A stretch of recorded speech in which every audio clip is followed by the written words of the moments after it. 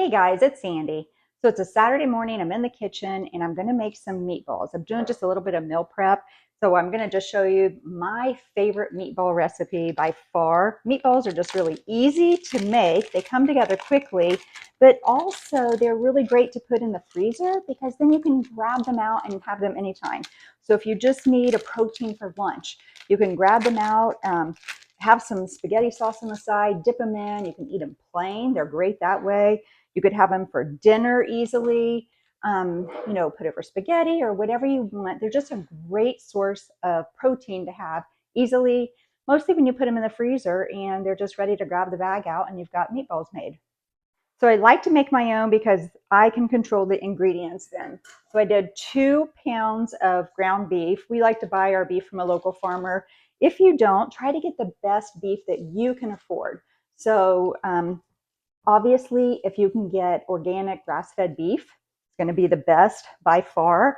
So try to get that if you can. I know at Sam's Club around here, I think they have the best price for the organic grass-fed ground beef. It comes in a 3-pack, but you just get the very best that you can afford. If you can't afford that, just get your regular ground beef.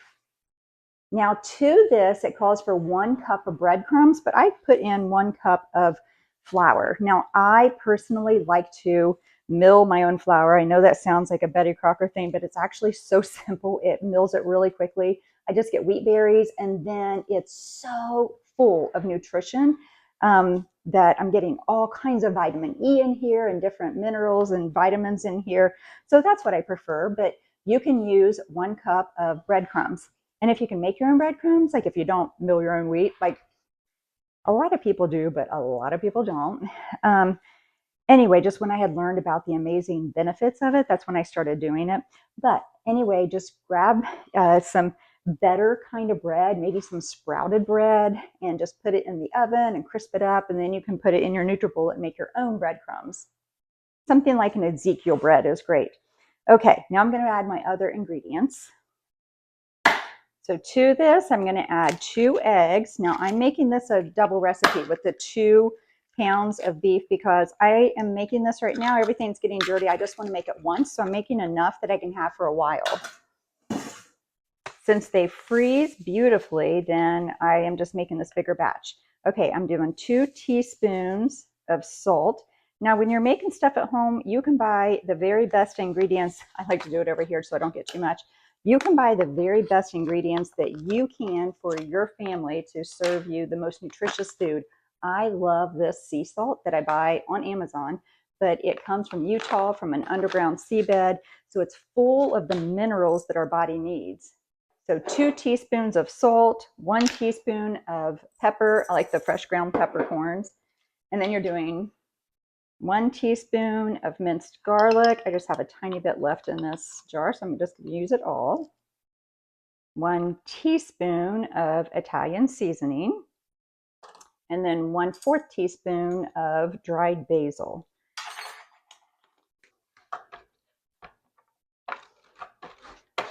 Okay, I grated up this Parmesan cheese, so a 1/2 cup of Parmesan cheese. We love this right here. We get it at Sam's Club. It has the best Parmesan flavor. And Parmesan cheese lasts in your refrigerator like forever. And then the recipe calls for a 1/2 cup of diced onion. It says a yellow onion, but I only have red onions right now, so red onion's what I'm using. I just always use whatever I have. So you're picking the ingredients in here. You're getting the very best beef that you can get. We prefer to use the pasture-raised eggs. Sam's Club, again, has the best deal here, but I just buy them. They last in the refrigerator for a very long time.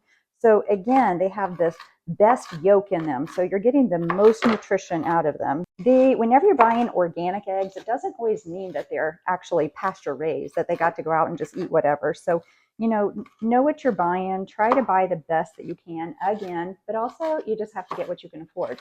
Grocery prices have gotten higher. You get what you can afford.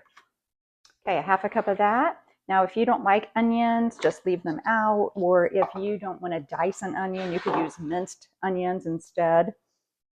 And that's it. And I just need to get my hands in here now because it's easiest just to mix this up, I think, with your hands. If you want to start with a spoon or something, you could start that way and then get your hands in there. But I'm just going to get this all mixed together. Okay, so get out your pan.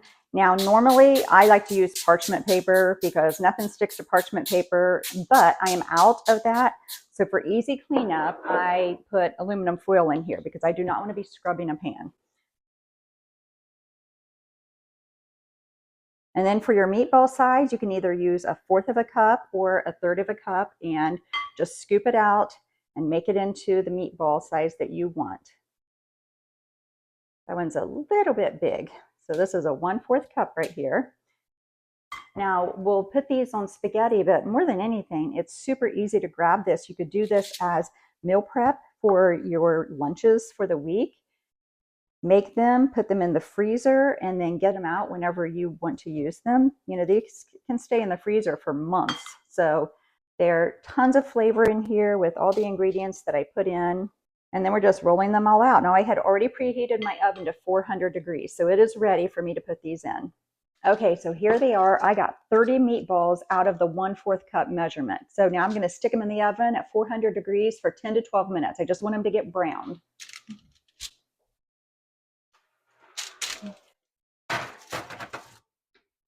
Alexa, set a timer for 11 minutes. Okay, that's it. They are done out of the oven. I did cut through one just to make sure it was done all the way through.